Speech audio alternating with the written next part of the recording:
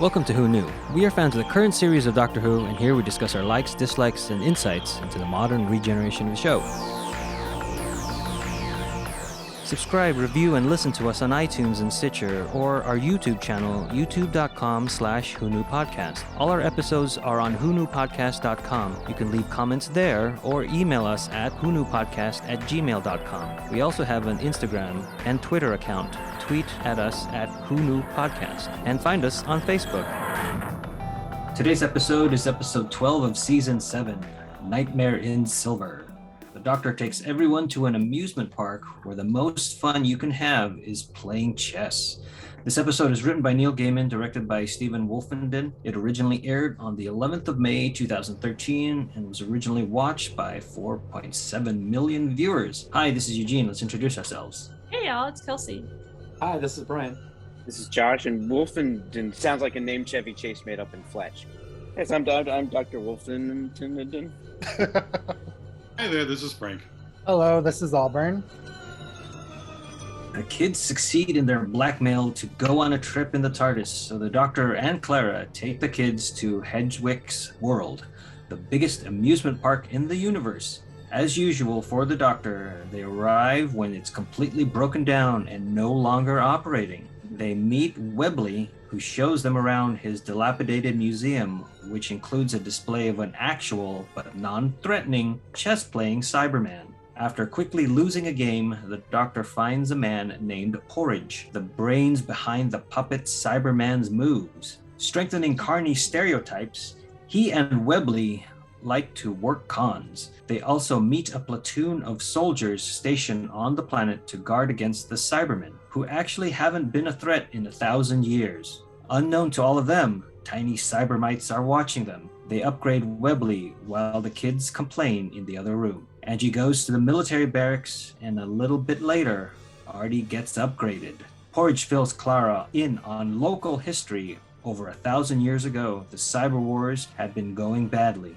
As the Cybermen constantly upgraded themselves, all that humans could hope for was a stalemate. It took the destruction of the entire Tiberan spiral galaxy to stop them. No more Cybermen, but also a billion, trillion people dead. I like the reveal of the Cybermen at the beginning. I thought that was a good shocker. Yeah. Pulls the tarp back. And it's the old Cybermen from, the old Cybermen from the Cybus Industries? Yeah, the Russell T. Davies era. Yeah.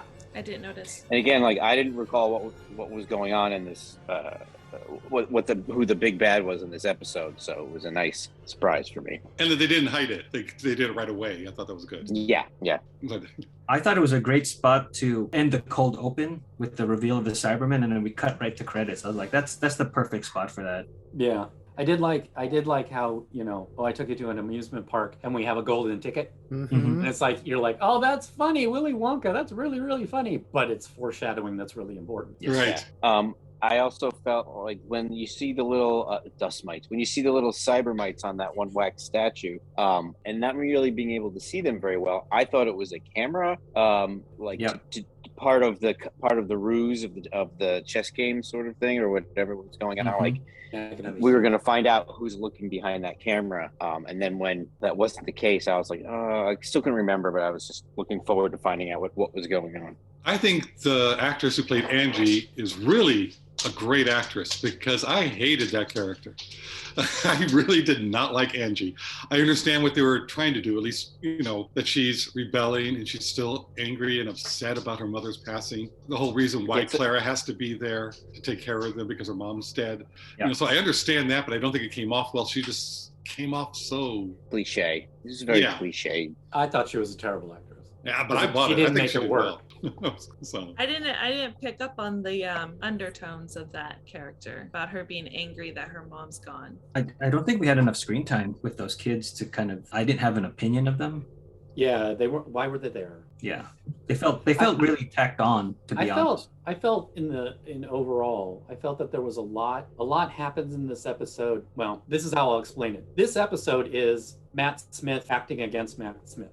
That's the whole episode. That was they were in the writer's room and they said, hey, let's do that. And then they built a plot to get you to that point. And a lot of it just became contrived and, okay, we're going to have it be this for now, but then that's going to drop out and we're not going to carry it. So it also felt, Brian, like they had some scheduling conflicts. So this was the best way to get Matt Smith and build an episode around it. Yeah.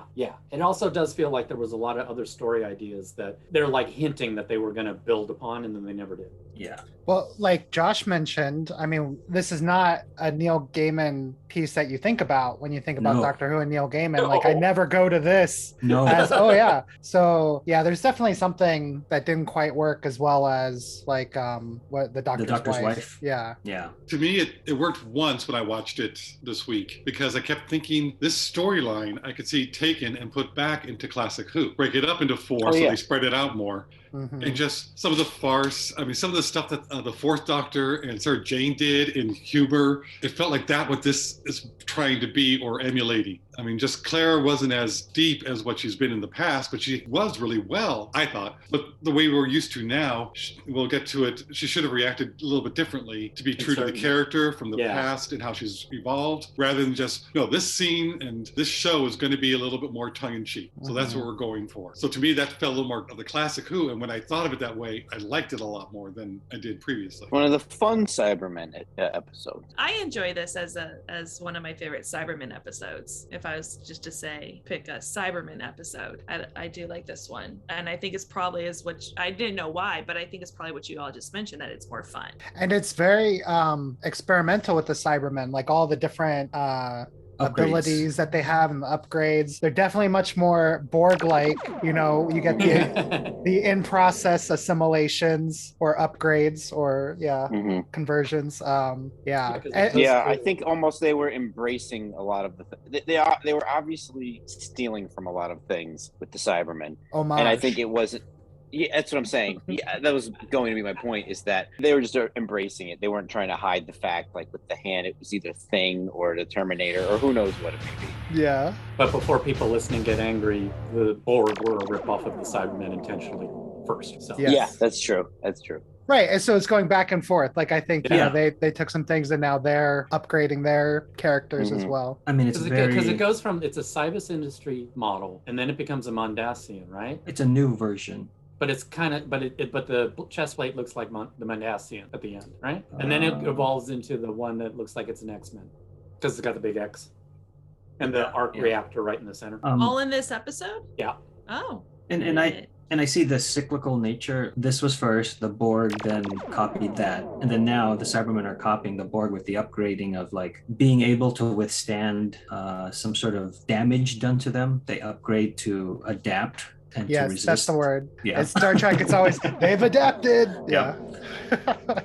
And I thought the Cybermites were a brilliant idea for that. Yeah. Of how they could update so quickly and all that. But they were just this ugly silverfish thing and just creepy. Oh, it did look like silverfish. Yeah. So I didn't like the look of them, but I think they did really well with the look of them. It bugged me. Is that what you said? The renderings of those Cybermites look great. Yeah. Better than the Cybermat. Yeah, better than the Cybermat in Closing Time. Yeah. And again, this is the second time in the season where the second to last episode is a Cyberman episode.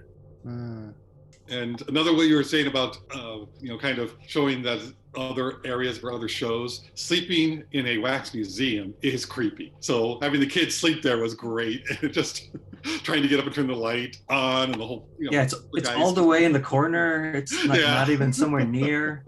So I thought that was good. I like that. Well, speaking of that room that they're sleeping in, Webley's room, it's got a lot of, I guess, Easter eggs, little bits of things in there. There is an Uvani head from the Warriors of Kudlak from the Sarah Jane Adventures. There's a blowfish head from the episode Kiss Kiss Bang Bang from season 2 of Torchwood. There is a Shan Sheath head there from The Death of the Doctor, another Sarah Jane Adventures episode. There's a chameleon from The Faceless Ones, which is a second Doctor story. And then we see the dummy from the God Complex, if you remember the ventriloquist dummy. Oh. Didn't see that in this. Yeah.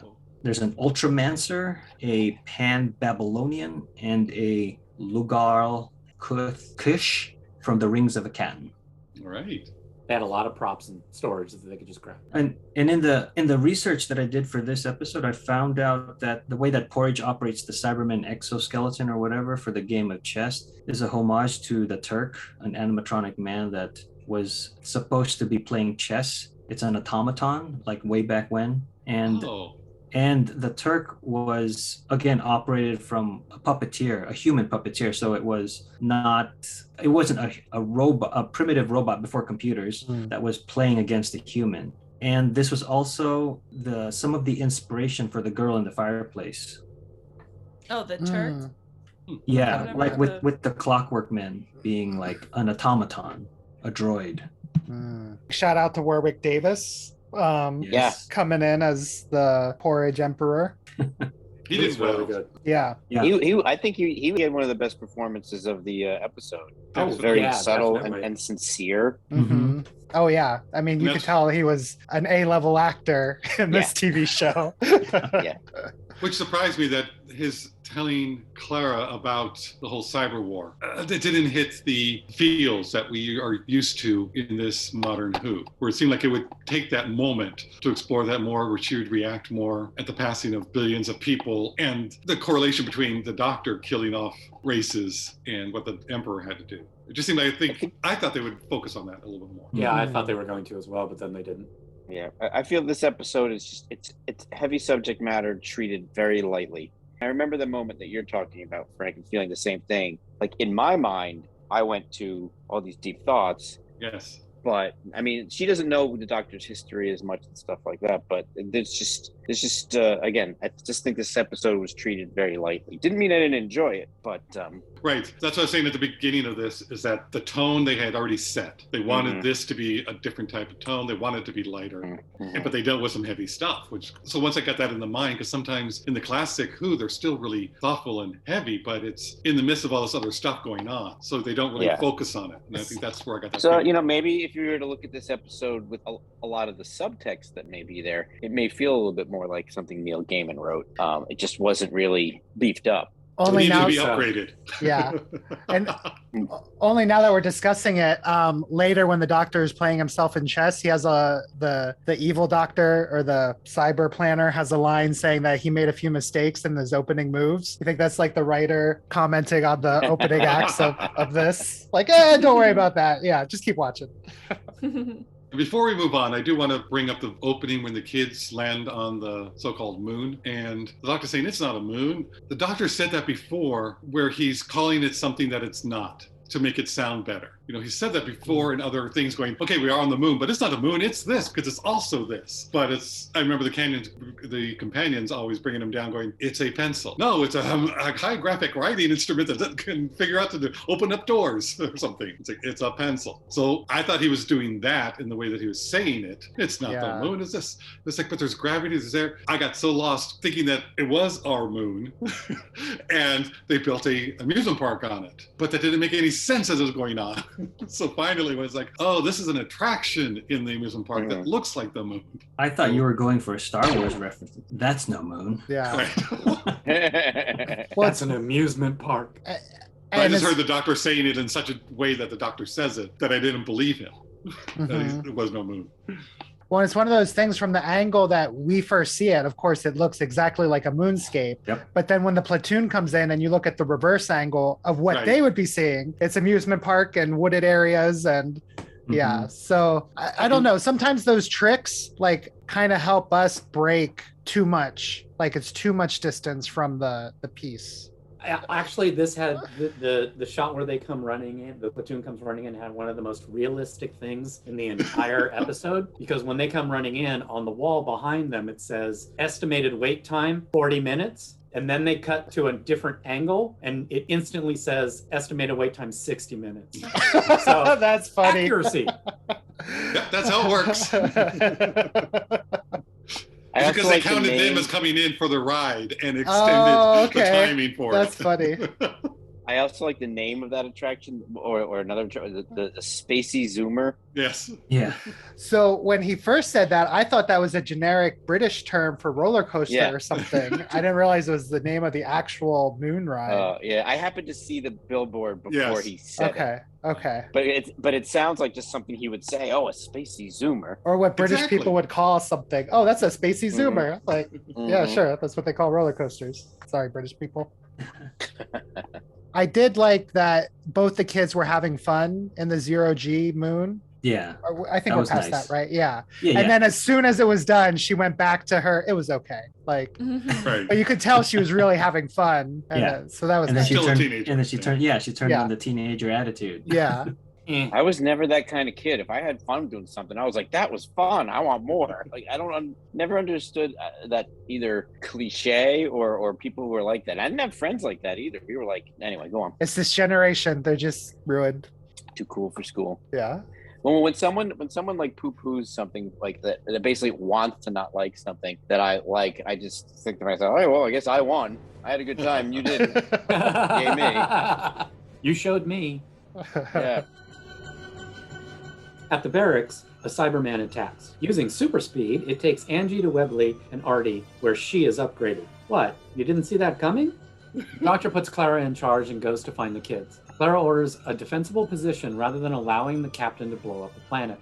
The doctor discovers the Cybermites and transmits to their base. There, Webley explains that this planet was a repair station for damaged Cybermen who are still there upgrading themselves. He throws Cybermites onto the doctor, who is upgraded to the Cyber Planner. The doctor fights back, hitting them in a mental battle of chess for control of his body and memories. Angie's line when she's being carried away. Put me down. I hate you. I hate you. Okay, you win. Yeah, I think like whoever wrote this didn't seem to have kids, or it was aged up in casting maybe. The thing We're is, not I worried think about the kids they do have. I think he has lots of kids, doesn't he? I know he has like one young kid now with his current wife. But I think he has kids from a previous. Obviously, he's sick of kids. Yeah. No, he loves kids. He writes nothing but kids books. That's what's so weird. Like he does do a lot of children's literature. And yeah. I liked Webley's conversion, the way that prosthetic looked, Mhm. because under certain lighting conditions, his right eye looks like that thing like it's hollow and it goes into the back of his skull. Mhm. And when they lit it that way, I was like, that's really creepy and cool. But then other times when it's lit like really well, you can see the mesh so that the actor can see through that eye patch, if you will. Well, I've been watching the show Doom Patrol, which I've been loving, but the cyborg prosthetic that he wears on his head never looks real to me. Yeah. Never looks like it's actually connected to his head. This looked 10 times better. Yeah. But I think that's why I like Doom Patrol, because it embraces a sort of fun aspect. I don't think that's meant to be fun. That's meant to just not. That's just a bad job as far as like it. The piece itself isn't bad. It does not seem like it's connected to him. I think it's also because it's distancing itself from the Justice League, the Snyder version, and because I like the character more, so I think I'm more forgiving of the bad prosthetics in that show. Oh, I guess you win. I thought the whole idea of a punishment platoon was very Doctor Who. I feel like maybe it's just from watching this previously, but I feel like that's a theme that's been used before. Like you feel like something's official, but then you find out that they're actually like being punished for something. A bunch of misfits. Oh, so wait. Yeah. Were they the ones who were being punished? Yeah. Yes. Oh, I didn't catch that. I Yeah, thought they were sent very far away so they just wouldn't harm anything. I didn't catch that. I was under the impression they were these scientists that would go places to establish punishment for whoever they defeated. Oh no, they were on latrine duty. Wow. That sounds like an interesting episode. You should go right back. Yeah. Wow. You should share what you're using when you watch these things. It's called bad hearing. Yeah. Well, and I think also the story is a little muddled. Yeah. Like all of a sudden, like the Cybermen steals Angie because they need children, but now they found the doctor, so they don't need the children. Yeah, and that's that just bugged kind of like Again, okay. I felt that was the steps they were trying to take to get to Matt Smith fighting Matt Smith. Yeah. And it just, okay, that was just, and also it was like, what got me in the very beginning was Webley comes out and says, "Are you here to take me away?" Hides from the platoon and then comes back and he's just there. You know, I mean, it's just, he's literally there to be the Cybermen's exposition when he gets upgraded. Yeah. Not to think of this too deeply, but then the two of them are supposed to be con artists on a planet where nobody comes to anymore. Like, he got a sandwich that day was his takings, but what else is he getting? Are the platoon going there to like play chess, or there's nobody else? He's hiding from them, it seems like, but he is hiding from them. I'm like, how do you make they don't know he's there. But how do you make your living if you have nobody to con, if you're hiding from the other people that are on that planet? It's very bizarre. Well, So maybe all you need is food and water. I mean, they're waiting for Dave. Dave's not here. Dave to come. And oh, good, you guys got that one. No one else will. Yeah. Well, that's because it was proper Dave. But because of who Porridge is, you know, he's his shield. Porridge will get the food. Porridge will get, so it's like you don't need to make a living because you're getting food and water. But I saw it. But the platoon doesn't know about Porridge either. Does Webley? Webley does. No, because the captain. The captain. No, because the captain's talking to Clara, going, "Tell me about this guy." She figures it out. Porridge. She figures it out after she knows about Porridge. Because the first thing is, you know, we were just talking to Porridge, and it's like somebody's eating their porridge. Right. She doesn't. Well, I think she knows him by sight, though. Mm-hmm. Which doesn't come across clearly, but no, it's not clear. I like that it's not clear until, because I think it was maybe supposed to be like, is she suspicious? Is she like, oh no, does she want to hurt Porridge? Like, I think it's supposed to be a little ambiguous. There's just a lot that's not clear, and like that one I felt needed to be clear because it was a motivational thing as opposed to a plot thing. Yeah. Anyway, I went a completely different direction with the kids being taken by the Cybermen, because it kind of reminded me of when we did Remembrance of the Daleks, where the Daleks took that young girl and made her, I think it was the battle computer or Supreme Dalek. I thought they were going to do that with the kids in this episode, with this, but just replacing the Daleks with the Cybermen because they had imagination and they were going to like think outside the box. But again, it didn't go that way. In Classic Who, Eugene, did they say that the Cybermen could not convert Time Lords, Gallifreyans? Only humans. I think they did. I think previously. I thought they did, but I couldn't remember where. I think previously they were almost uninterested in the Doctor and Time Lords because I think that's right. They only could cyberize humans. But that's, for the way I saw it, we can convert anything now. We've now upgraded to a point where we now can convert any living thing. Yeah. It's like, well, let's get him because he's got a lot more to it. Yeah. But that, you know, the kids are now put aside going, well, we don't really need them because we got this now and this is going to help us more. We just literally found out that the kids were important and they went, not important, and moved on. It was like, okay. So. Yeah, like they just went into stasis at that point. Well, because they didn't need them. They stood around for the rest of the episode. Yeah. But to me, it was like, oh, look, we found roller skates. We can now get to where we need to go faster. Well, why don't we just take the car with the keys in it? Okay, let's go to that. That's how. Yeah, but if they were going, I don't know. It just. I saw them as commodities. I was taking it that way. I'm only retroactively thinking this stuff. Where even though yes, it's scary to see kids, they may be in danger, but thank God that has been paused. But wouldn't it be more scary if the Doctor not only has to deal with this, but they are.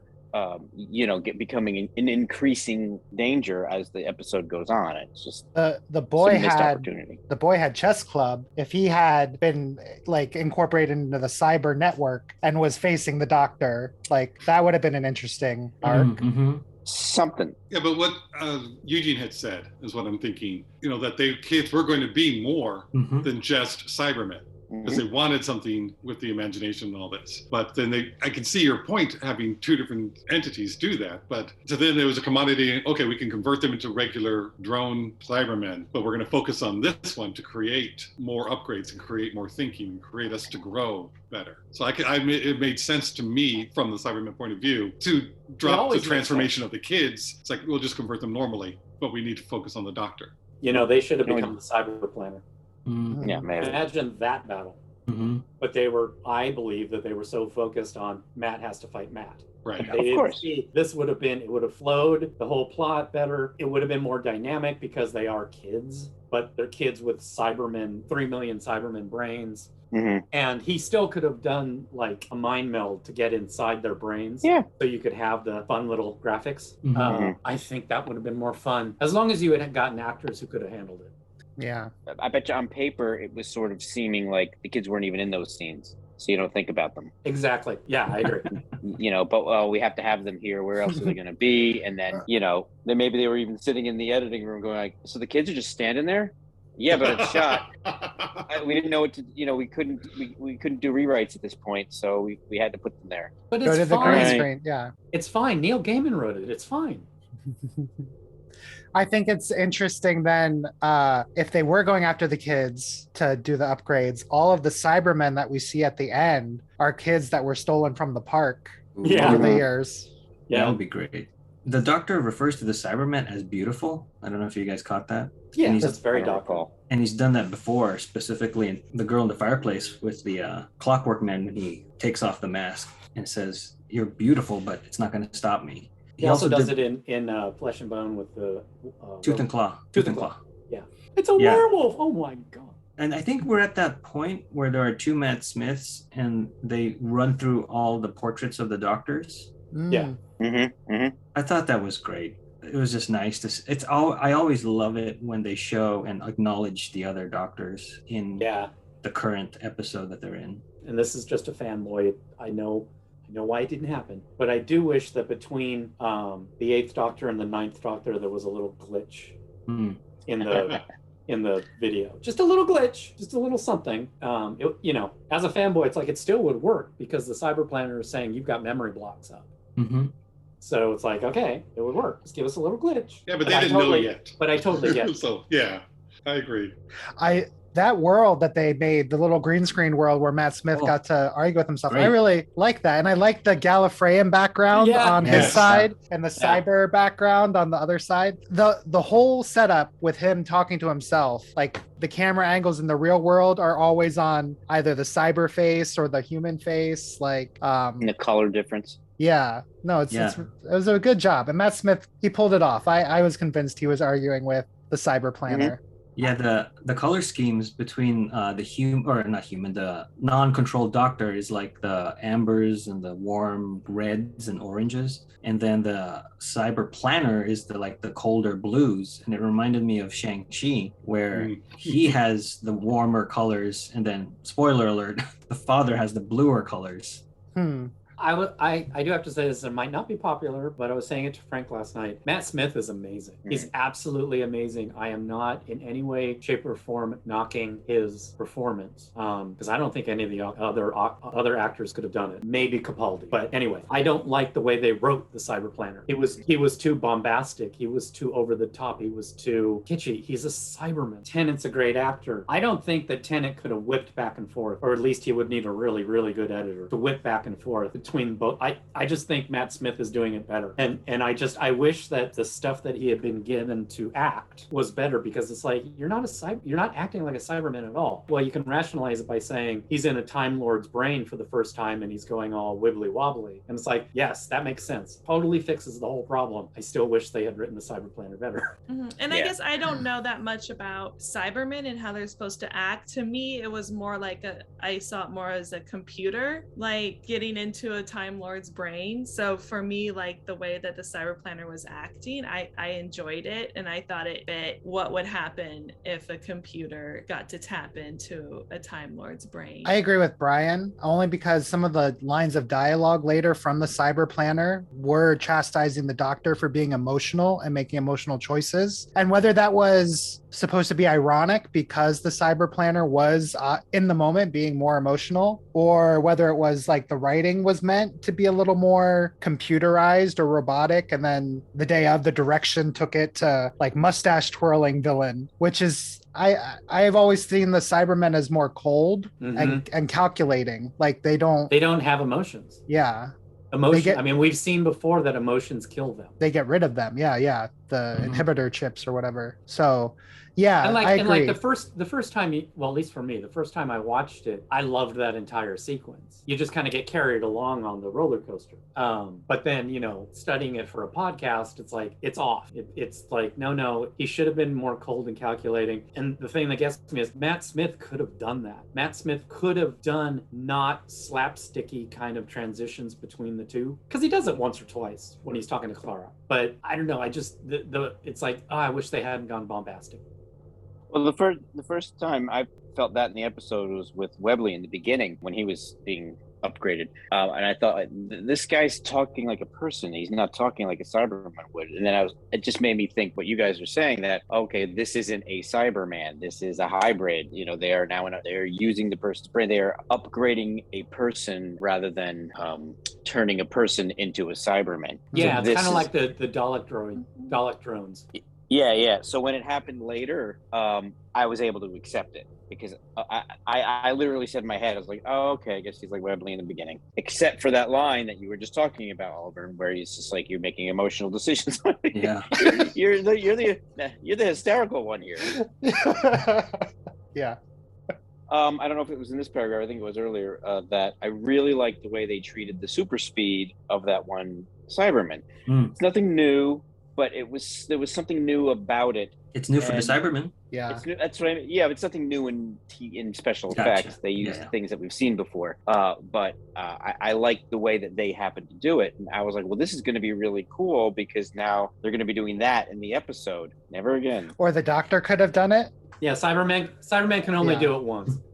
See, that's what made me want it to be a bunch of kids that they had cyberized and upgraded, because these kids were going to an amusement park and they were like, if they got these kids from the Zoomer roller coaster, they would have loved going fast, and that's the last thing that they remember before they got cyberized. So then that's their special upgrade. Or like the one with the hand or the turning around of the head, they wanted to just do something else with their appendages, or maybe like have eyes in the back of their head was their last thought before they got upgraded. It's just these things felt like they could have been in there. Yeah. It was just to draw, to make a point to draw those conclusions out loud, enriches the world. Right. This was not meant to be a really depth. No, that's why I think we're trying to put onto it something that we bring instead of what's there. I know. Again, this is supposed to be a lighter tone. Everything about it has a different tone. So it's like this episode could have been a really deep, great, modern take on Who that we, at least in this podcast, really like. And I can see all those elements there.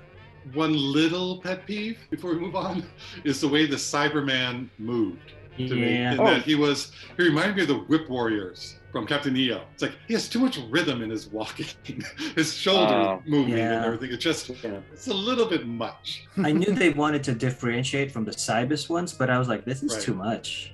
Like I said, nitpicking, it wasn't really distracting from it, but it's just going, okay. That's fine, because I also noticed how the Cybermen were moving, but I liked it. I noticed in a positive. I was like, oh, I like the movement. Yeah, I liked it too. I just thought it was like part of the upgrade. They looked more flexible and more, robot. They got someone who really knew how to do the robot, someone who was a good dancer. Then you guys win.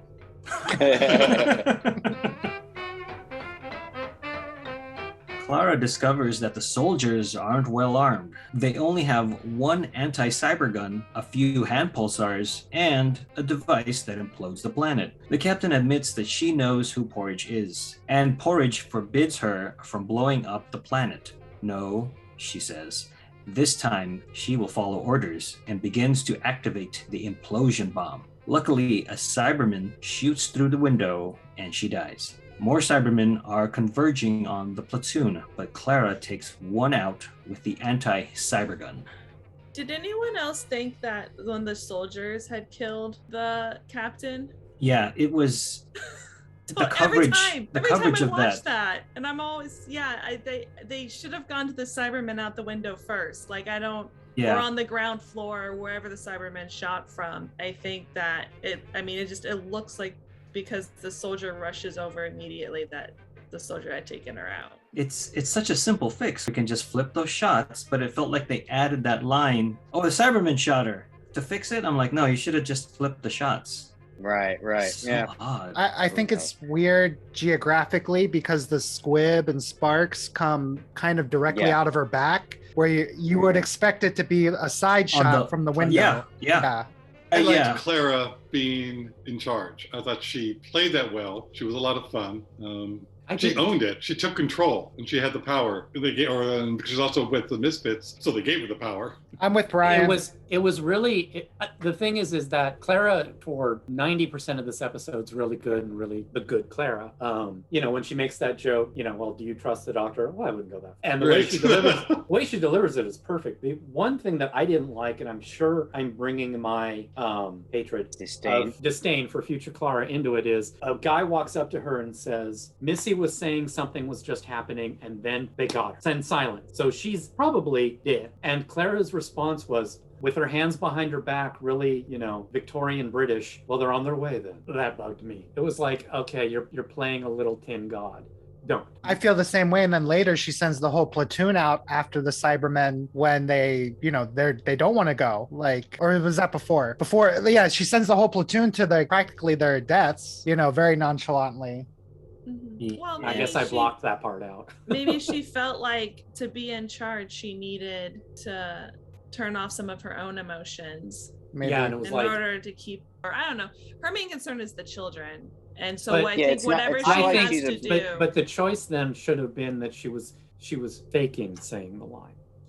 We could read on her that she was torn up inside, and she was terrified. That's the other thing too. She should be terrified. Yes, she's a leader. Be a leader, but she should have been putting on airs to say that to the platoon, because she's saying it to the people who would like her to say things like that. But we as the audience know who Clara is, and it's like, don't play it like this will be Clara's reaction. And to me it's just like, well, that's Clara, so I'm disdaining it. I agree with you a lot, Brian, but what I disagree is that it's the tone of the episode. I keep going back to that. What the director wanted was this. So to me, I put the responsibility on the director for what actions he wanted from Jenna. Yeah. Rather than just... Speaking of tone too, even the scene with the doctor and Clara across the chess table and stuff, and it looks like a cop show where the cop is interrogating a perp. So it's well shot, it's well lit, it's very well done. It's just, again, the Cybermen subject matter to me has so much depth, visual, the lens choice. If I was the producer on this episode, I would be like, can we please use a wider lens? Because that's what this says to me. This is not a shoebox episode where we're supposed to feel kind of claustrophobic. This is supposed to expand the scope of the universe to us. It might have been a budget. I don't know this director, but I feel like a lot of our complaints about this episode aren't as much with the writing, but with the direction, with those final choices of how an actor should deliver a line, or what do we see when they say something. Right. Well, this director is a TV director, so that could be why you're feeling that. Right. I think it's fair to compare this to A Doctor's Wife. Besides the Neil Gaiman, they're both kind of little worlds that have some set pieces, but they're not on real locations. And I mean, I don't remember exactly shots in Doctor's Wife, but I do feel like they were more playful with the sets and moving the camera around the characters. And maybe just because that was more that subject matter was actually playful, with the characters' interactions. Whereas, I mean, I guess the Cyber Planner is the mustache twirling villain, so he's kind of playful as well. But most of the actual Cybermen, are they're not. It's not frolicking around and trying to figure out what's going on. It's, oh my God, they're gonna kill us. Let's stop them. Yeah. Yes. That being said, also visually, the special effects in this episode were pretty seamless. Yeah. I thought everything looked great. Yeah. Yeah. This director, this is the first time he's directed a Doctor Who. He will do one more that's a short. And he's done Poldark, Strike Back, 5 episodes of Outlander, and the upcoming Willow TV show. So this is a very TV director person. Be a Willow It's not a TV show? It's a good episode, and I feel like if this is what I thought Doctor Who was, this nailed it. It's just I don't want to say they raised the bars over the last, number of years, because I don't feel this is a load bar. I just feel it's a different bar. Right. And since it's gone into such romanticized territory, when it doesn't, you just feel it. Mm-hmm. One thing that made me laugh in this section that we've talked about is when Missy says, "Don't move, I'm in the army," to the Cybermen. I'm like, first it's, "I hate you, put me down," and then it's this. I'm like, what's going on, Neil? Yeah, the uniforms look like costumes. Yeah, that looked like paintball gear that they're wearing. Yeah, usually someone puts on military gear, it toughens them up. did not work for this crowd. And that was on purpose, and I like. The chess match between the Dr. Jekyll and Cyber Hyde continues. The Doctor has gotten a small upper hand using the golden ticket, which classically interferes with the Cybermen. Cyber Planner awakens the million Cybermen underneath the planet's surface. Soldiers try to defend their position as Porridge retrieves the implosion device. At the chess game, Doctor sacrifices his queen in order to get the Cyber Planner to release the children. So I like this point because he is mentioning, or they do mention, that the Doctor is eliminating himself again from history. When the Cyber Planner says that it can't find anything about the Doctor in the Siberiad's databanks. You could be, and other than that, I like that he says you could be reconstructed by the hole you've left. I don't know why. That's great. I love that line. Fantastic. Yeah, and then he's, I didn't think of that. Yeah.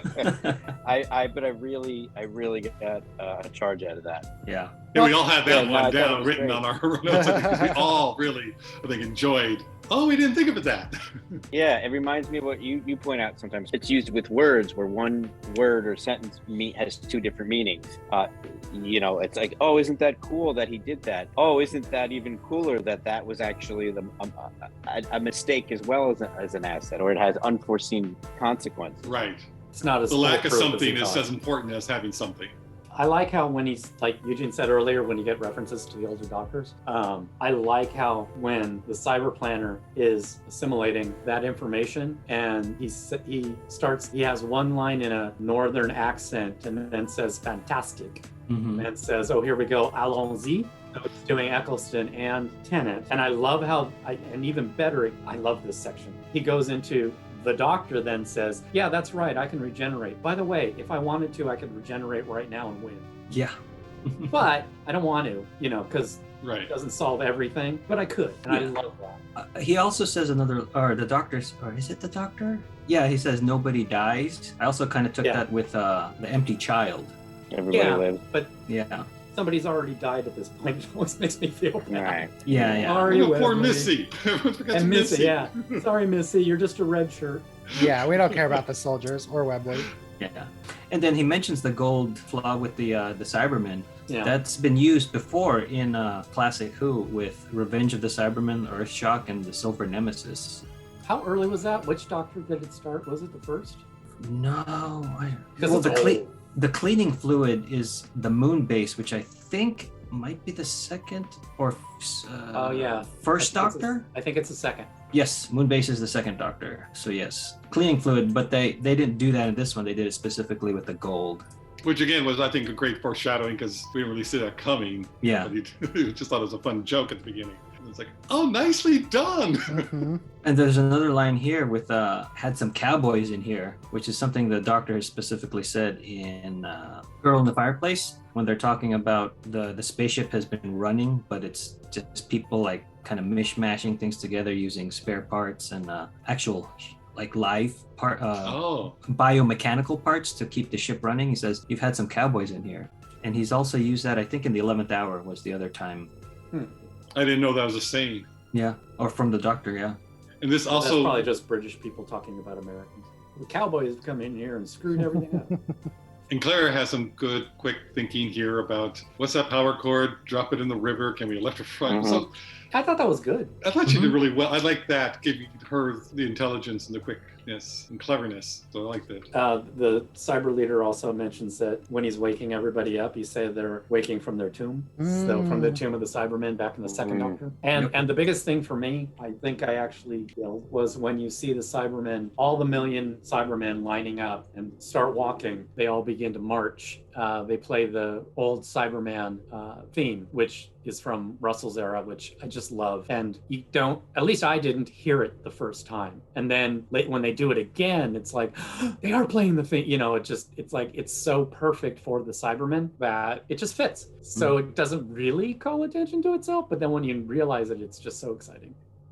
I thought another interesting use of music was when the Cyber Planner was trying to flirt with Clara to get the button, the switch. trigger, the switch. Yeah. And Clara's theme starts playing. as like the cyber planner, as the doctor begins, telling Clara how much she's pretty and all this stuff. And I thought that was an interesting, like, I knew it was fake, but it was fun to have the Claire's theme come in and almost make us think like, oh, what's going to happen here? Mm-hmm. I mean, we knew because he's tied up and he's been in a battle with himself, and like obviously we can't trust anything he says, but like I don't know, maybe it called attention to itself too much, because I don't normally notice like the music cues, but that one was like in your face. Like the Cybermen. In that scene, there's a nice editing trick where the doctor does, or the cyber planner as the doctor grabs the trigger for the bomb and starts smashing it on the chess table. And then there's a cut, and then you go back to it and it's like already disintegrated. I was like, That's a nice little cheap way to do that. Yeah.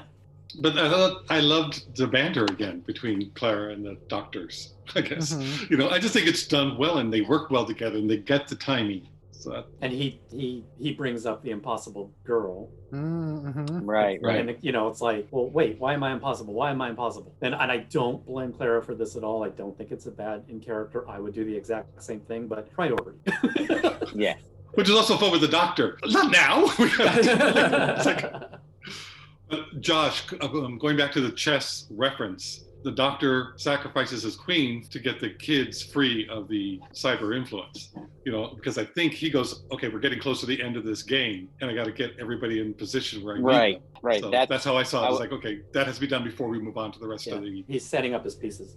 Right. Oh, so like if that was even a plan, because that's one of my favorite things about the episode is that he doesn't punch the bad guy to win. He gets the bad guy to punch himself, by using the brain power, so he lets go of the kids. Right. Like that's my favorite part of the whole episode. Even to the point, I know I'm jumping ahead a little bit, where the Cybermen are about to attack, put their hands on Clara and the other soldiers. It's all over, and like, oh, what's the doctor gonna do to stop it? It's all gonna happen at the very last minute. That's so cliche, but I love it. But it wasn't. It was that he was just that the cyber. I'm sorry, what are we calling him? Planner. The cyber planner was using up all of his resources, so he stopped himself. So even though it was something the doctor did, again, it had a double meaning, and that's my favorite part of the episode. It's very doctor. It's to me, yes, very doctor, which is great.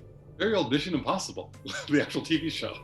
One of my favorite moments in this episode is when Clara asks the doctor what the stakes are for like what's happening, and it's still there at the chess set. So I don't remember when it happens. Yeah. But and so the doctor starts laying out the stakes for their situation, and then the cyber planner takes over and then ends with telling Clara that she's going to die pointlessly and far away from home. And I like that we started that little exchange of dialogue talking about the stakes for their situation and ended with the stakes for traveling with the doctor. Oh, and also she's too short, bossy, and her nose is a bit funny.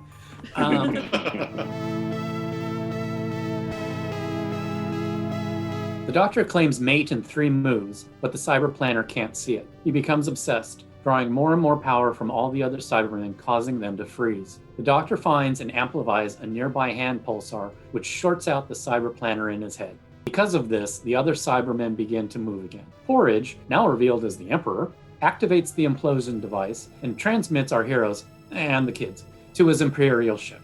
Now that's a quick ending. Yeah. I thought that was a little too quick of like who Porridge is. I really wish we had gotten a good look at the coin. Yeah, because I didn't think the wax dummy looked like that. No, not at all. No, neither did I. Well, and I think that goes to the issue with this episode is that you can watch it once and you're like, oh yeah, that was really fun. But then when you watch it again, you're like, wait a minute. And I think a lot of episodes that I maybe watched the first time and didn't like, I actually do like better on a second viewing because I catch things or I see how they're connected. Whereas this one, you see the breadcrumbs. Yeah. There are no breadcrumbs. There are a few, but like they're missing, like, yes, if the girl is looking at a coin that is later used to solve a mystery, we as the audience need to see the coin. Like, yeah, it's a few things like that like, and the whole thing with like, well, he's waiting for Dave to come get him, but like, what are they even doing there?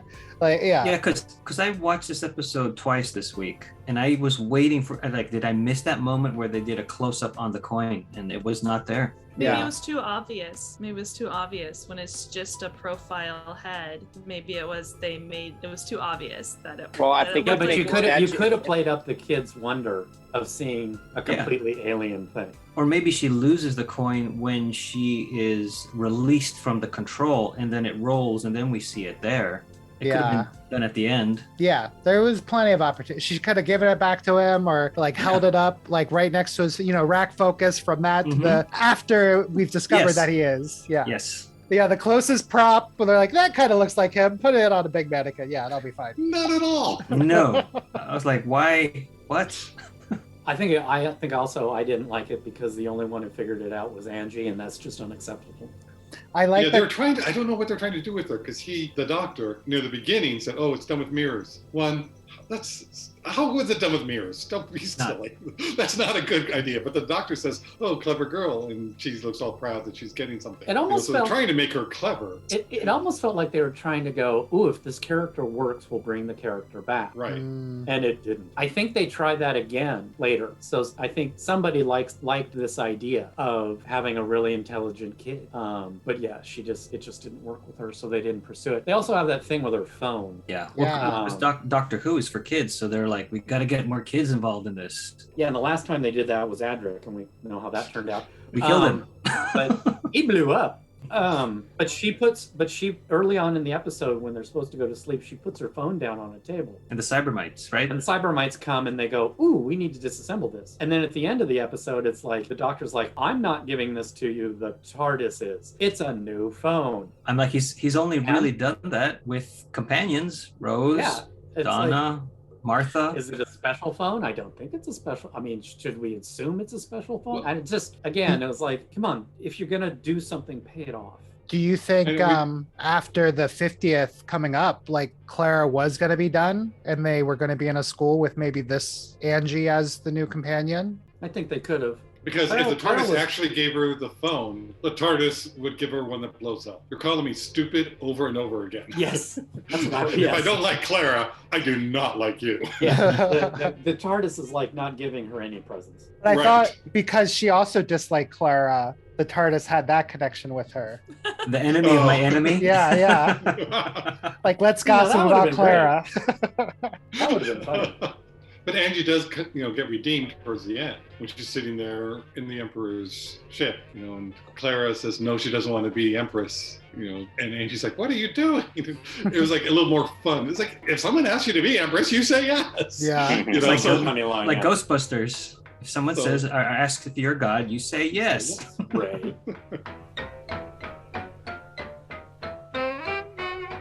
The planet implodes, they return home, and the Doctor monologues to himself again about the impossible girl.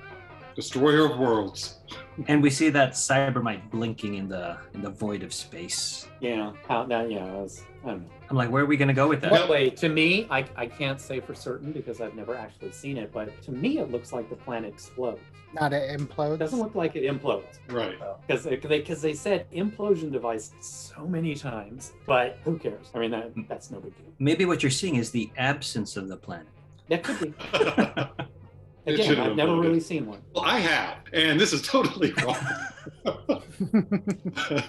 I think that it was rather selfish of the Emperor to wait till when he did to activate the implosion device. But I guess that's kind of the point, was that he didn't want to go back to being the Emperor. So he waited until there was no other option than to activate it and get rescued and have the planet implode. Because he could have saved so many lives if he had just done that. I think the implication was he didn't want, because before when he did it before, it killed millions of people. So I was sitting there thinking well, yeah, he doesn't want to do that.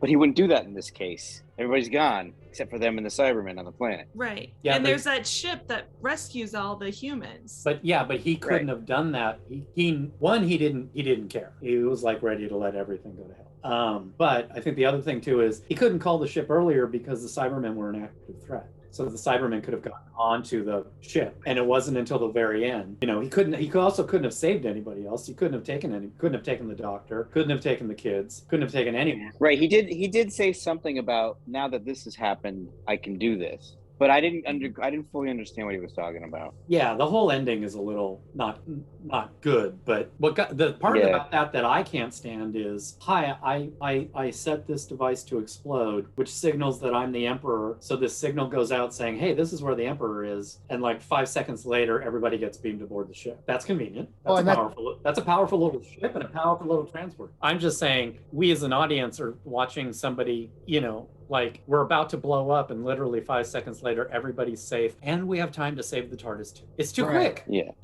Well, It's way too quick. I mean, there could have been a ticking time bomb of the ship is again, I see those two things as completely separate. You know, but the timing wise is, you know, how they literally did the timing was stupid. Regardless of when he does it, it's stupid.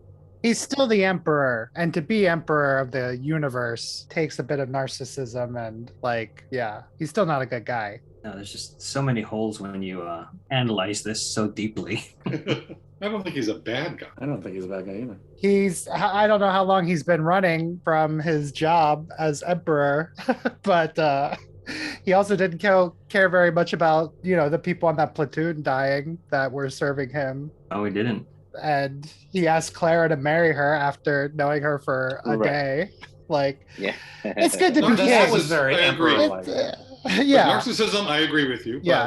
I don't think it's equal. I liked his slight reaction, which I think said a lot, when the captain said the reason she's there is because she didn't follow orders. She didn't blow up a planet, you know, and I liked that where he's like, you know, maybe that was the right thing because he's not blowing up this one and doesn't want to blow up this one. So there was so much, I think, in just that one line and their look back and forth between each other that I wish would have been expanded, but I liked it, you know, either way. I was disappointed that she didn't have a chance to talk more. Like, they got rid of her pretty quick. Mm-hmm. I feel like we could have had some more of her. Also, the thing is, for me, was she knows that this is the Emperor. And so the Emperor says, don't blow up planet. No, I'm going to follow orders. This is the Emperor. He just ordered you to do something. Yeah.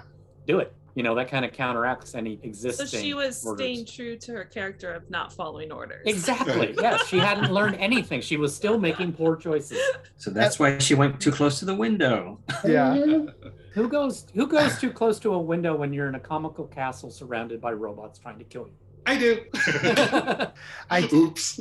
I do like that the doctor's solve for the chess match was to use those local resources and use the hand pulsar on his opponent. That was good.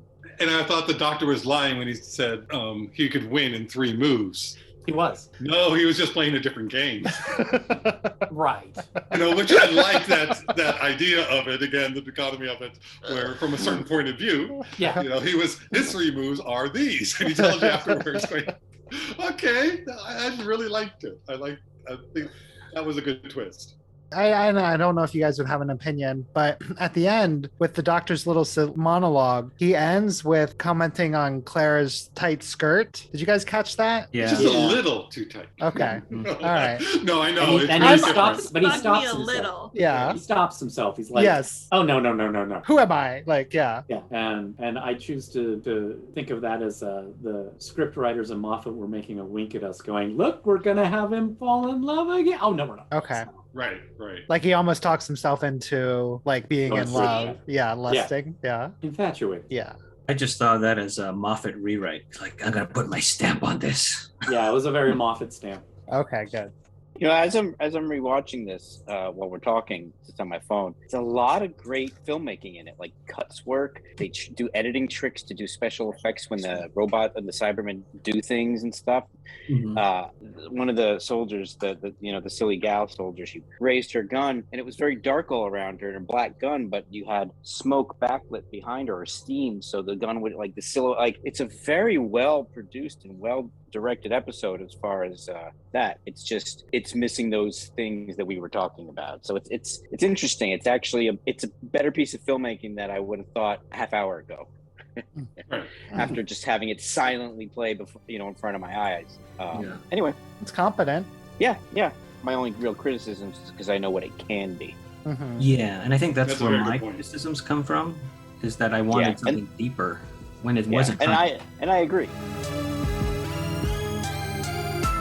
We get returning Ava de Leon Allen and Cassius Carey Johnson as Angie and Artie. We first saw both of them in The Bells of St. John, and we will see them in one more episode. Jason Watkins plays Webley. He is Harold Wilson in The Crown. He's a working actor and has very extensive credits. Does he ever double Simon Pegg? Yeah. No. Josh got it. Who is he in The Crown? Harold Wilson. Oh, Prime Minister. Oh, that's right. Yes. Okay. Yeah. Well, I mean, this was a number of years before The Crown, so I had Yeah. I mean, I didn't remember him either. Yeah, most of the platoon are just working UK actors. They have been in a bunch of stuff that I do not recognize. So I'll just go through them real quick. Tamsin Outhwaite plays the captain. Eloise Joseph, she's credited as Beauty. Will Merrick plays Brains. He's the redhead. Calvin A. Dean plays Ha Ha. He's the bigger gentleman with the, he's the best sharpshooter in the platoon. So James Gordon. Yeah. Yes. Zahir Ahmadi plays Missy. She's the one that says, "Don't move, I'm in the army." Can I hide now? Is it okay if I hide now? Aidan Cook plays one of the Cybermen. I guess he's the main Cyberman. He was the Crooked Man in Hyde, and we will see him again as a Zygon. Nicholas Briggs plays the Cyberman's voice, and Georgina Burford plays Gloria. She's the soldier on the spaceship when they get transmatted. And then we have, as we mentioned before, Warwick Davis as Porridge, or the Emperor. He is Willow Ofgood in Willow. He was a leprechaun in the Leprechaun franchise. Especially he only does movies where he plays the titular character. Right. I was thinking the same thing. I was going to say, I think it's specifically Leprechaun 4 in the Hood. Grip Hook Marvin and Phileas Flitwick in the Harry Potter franchise. He is Marvin's, the body of Marvin in the 2005 Hitchhiker's Guide to the Galaxy, where Alan Rickman does the voice of Marvin. And he is Wicket in the Star Wars franchise, specifically Return of the Jedi was his first appearance. He also plays Warwick Davis in the TV show Life is Too Short. That's true. Which he's very good in. Yes. Or Life is Short, whatever it is. There is also a short, speaking of shorts, there is a short that goes somewhere in this season. I think this is the best place to put it, since it is written by Neil Gaiman, and it's called Rain Gods, and it's on the season 7 Doctor Who DVD set. And I'll recap it real quick, and then I'll go and tell you what production-wise what happened with it. It's River and the Doctor, and they are on a planet where they are going to be sacrificed to the inhabitants' deity so that they can get it to rain. But the Doctor predicts that it'll rain, and they get out just fine. It was adapted from an unused opening sequence for The Doctor's Wife. So Neil Gaiman originally wrote this for The Doctor's Wife. And for some reason, it is credited as Stephen Moffat being the writer on the DVD and not Gaiman. This is also the first on-screen time that a story that features River's song was not written by Stephen Moffat. I need to find that. It's on your DVD. This story is the 11th time that an actor playing the Doctor has portrayed a different character in the same story. So with William Hartnell, he was doing like a doppelganger or somebody else, like physically playing somebody else in The Chase and The Massacre. Then Patrick Troughton did that in The Enemy of the World, so that's 3. Tom Baker did it in The Android Invasion and Megalos, so that's 5. Peter Davison did it in Arc of Infinity and The Caves of Androzani, that's 7. And then David Tennant did it in Journey's End, 8. And then Matt Smith did it in The Almost People and The Wedding of River Song. So yeah, that's 10, and then this one is the 11th. Okay, the math adds up. All right, so Nightmare in Silver, who is this episode good for? Or more specifically, this episode is good for who? A new viewer, a casual viewer, a fan of the show, or a diehard? All right. I think I'm going to go with casual for this one because on a first watch, it's a lot of fun. I mean, there's a lot of fun to it. But again, I wouldn't introduce a new viewer to this. I don't think there's enough connected story, that would draw people into the universe. So yeah, casual. I'm gonna put this one in casual. I agree. The first time you watch it, it's a roller coaster. You're fine. Don't think about it too much. You get to see some good acting, and it's self-contained. Yeah, go for it. I mean, my debate was between casual and fan. And, I had an idea coming into this, like we always usually do, and changed it a bit because of what people say. I agree with the casual a lot, and that's what I was thinking. But in our description of fan, you would watch things in order when you start to become a fan. And so I think that would be better to see this in the order of her whole second half of this season. I like it more in placement rather than watching it just picking every once in a while to see one. Even though this is basically standalone, I'm going to go for fan. Okay. Yes, fan. I'm going to say new. I don't think it's a great episode to get someone hooked, but I don't think a new viewer loses anything by watching it or misses anything. I think the things that I don't like about this episode are only because of things I already know about Doctor Who. I was going to say casual because of something that Auburn said, but then also what I said earlier. It's not a strong enough episode to get someone hooked, but that doesn't mean I don't think it's enough to turn someone off, and they can enjoy it just fine. So new. I'm the outlier, maybe. We'll see. I should have waited until Josh spoke. Well, it's not a good episode. No, I agree with everything you said. Everything you said was right. Yeah. I'm gonna try not to think about this one too hard. Good. And, I don't know. I hesitate to put it into fan, so I'm going to say casual because I think it's a funner. That's not really a word, but it's a fun Cybermen episode, and I feel like if you were to stumble upon this episode, you would enjoy it. So I'm going to say casual. And I also really like Warwick Davis in this episode. Like I find myself getting lost in his eyes a lot during this episode. Yeah, I did too, actually. Okay. Yeah, I'm gonna go with casual too, just because I have no feelings either way on this one. I only watched this once on the original broadcast. This week is the most I've ever watched or thought about this episode. The only other thing that I can think of to add to my opinion is that when Neil wrote this, he was a big fan of the Cybermen, so he wanted to do a bunch of stuff with them, and I feel like he did that. I wish this episode was different. Cool, so that wraps up Nightmare in Silver. Thanks for listening, stay safe, and we will see you next time when the future becomes the present. You've just listened to an episode of Who Knew? Our wonderful theme music is by Michael Grady. Find him on Facebook at The Universe Explodes. All our episodes are engineered by Auburn. You can find him at auburnbinkley.com. You can also find this show in several places. Follow us on Twitter at Who Knew Podcast. Subscribe, review, and listen to us on iTunes and Stitcher. Or our YouTube channel, youtube.com/whoknewpodcast. All our episodes are on whoknewpodcast.com. Visit our Facebook page.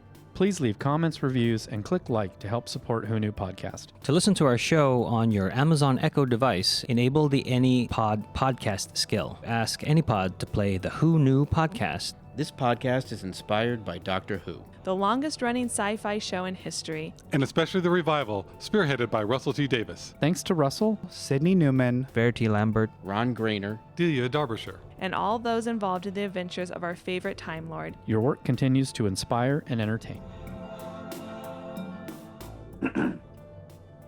At the barracks, a Cyberman attacks. Using super speed, it takes Angie to Webley and Artie, where she is upgraded. What? You didn't see that coming? The doctor puts Clara... What? You didn't see that coming? You want me to... I thought I had an accent. Should I do better? Oh, they're not laughing. I thought it was funny. Did you get the joke? No. No. Is it because this Cyberman is fast? It's the upgrade. No, it's Avengers. Quicksilver. Oh. When he was attacking Hawkeye. Right. Yes. He goes really fast. And it's like, You know, I thought of all crowds. This I know. Okay, we have to tell our podcast audience, please watch Avengers before watching Ultron. Yeah, Age of Ultron. Oh, it's an Age of Ultron. If you're going to watch Age of Ultron, you have to watch this movie and this movie and this movie. And then Ultron, and then you'll get the joke. So pause right now, block out 13 hours, and come back Have to a nice this marathon. Anyway, who's had a lie detector test? I haven't. No, I turned it down. They suck. never take them. They said I was a liar. Never took them. I had to take it again. And when I took it again, I was so angry that I had to take it again. I passed with flying colors because I was in a rage. So they suck. No, I would be so bad. I would be telling the truth, and it would be probably pinging me as lying because that's what happened to me. Even when I know I'm innocent, I feel like I act guilty. So. Oh, and then the other thing is the way they do it on TV shows is total BS. That's not how they do it. Right. So they never surprise you with any question. Yeah. They just can't, because it's your emotional response. Because when you exactly, like if you are proposed a question that is upsetting, you're going to react emotionally, which negates the result of the test. So before the test even happens, you're presented with all the questions. You will be asked all these questions. Yeah, that way when we start the test, so nothing's a surprise. Right. So if anything's going to stress you out, it's going to be the act of lying. And you can also reword the question. We have the ability to do that. I don't like the way that question is worded. Change it, and then you agree on what the question will be. Mm-hmm. You can choose Brian. You can choose not to answer this. What was the lie detector test for? I'm a vicious person. No. That's a lie. Good God, Eugene. God, that was such a straight face. It does not come out of this in this. You got to cut this out. That's why I'm talking. I was a bank teller, and $1,300 wound up stolen. Oh. And every employee who worked that day had to go through the lie detectors, and we had to do it. What? You want to know who it was? It was the person who charmed the lie detector giver beyond belief. He loved her. Oh, it's great. She's fantastic. Oh, there's no way she could have done it. And 2 weeks later, she came in wearing all new clothes and quit. So the one who passed with flying colors is the one I think did it. We had to go to another branch to have it done one by one. So all our friends at the other branch got us to basically do a perp walk. And then they set us all up and did it. And I was terrified. And what really gets you is, sorry if it's okay if I talk about this. Yeah. What really gets you is they're nice enough that you don't see the machine while you're being tested, so it doesn't influence you. You're not like sitting right next to it like you are in detective shows. It's behind your back, but you can hear all the little arms going. Yeah. And it doesn't matter what you answer. The answer is irrelevant. The entire test tests how you react to the question. Because you're going, I gotta lie about this. And so when he's reading the question, you're hearing when it's like, because I'm thinking this is the important question, this is the important question, this is the important question. Not, I gotta lie. So then. So same emotions almost, I would imagine. Exactly. You're nervous. Like I would be nervous, guilty or innocent. Yeah. Oh, I was petrified. And that's why I passed the second time, because I wasn't nervous. I was in a rage. And I was such in a rage that I wasn't calm. I mean, you've seen me, Frank. When I get so angry, you're level. It's like, uh-oh. And I passed that one with flying colors. Now, 2 other people failed the first time as well. And one of them was a manager, and she was on antihistamines. And then they wanted to fire her. They almost did fire her. And at least now I know every place that I've worked that has like the employment poster, I believe you have a right to refuse a polygraph. Yeah. And it can't like affect your guilt. I can't remember. But it could still affect, work. Yeah, sure. I can't remember what the options were at the time, but I was 18 and terrified. Oh, wow. Yeah. I mean, this was in 86, so I don't remember what the laws were. They're probably different. I mean, it was definitely, if you don't take it, we assume it's you, kind of thing. So, yeah. I will never, ever take one again. Ever. It wasn't the police, it was like the VP of the bank, because we all got interviewed first, which, that totally made sense, not a problem. And I was nervous during that, but you got to. At the end, he goes, hey, I just want to ask this, no big deal. But, have you heard any of the girls talking around about having financial problems lately? And I was like, fuck you. The girls cackling in a barn about, oh, I want more money. It's just, like, no, get out of my face, you scumbucket. No, it's interesting. No, that's something I just wanted to know. This is going to be cut out. Don't worry about that. I don't care who knows. I tell everybody. I'm surprised you didn't already know. No, I don't even know who you are, Brian. Oh. That makes sense. What a good old days. Okay, I'll go through the cast real quick. Yeah.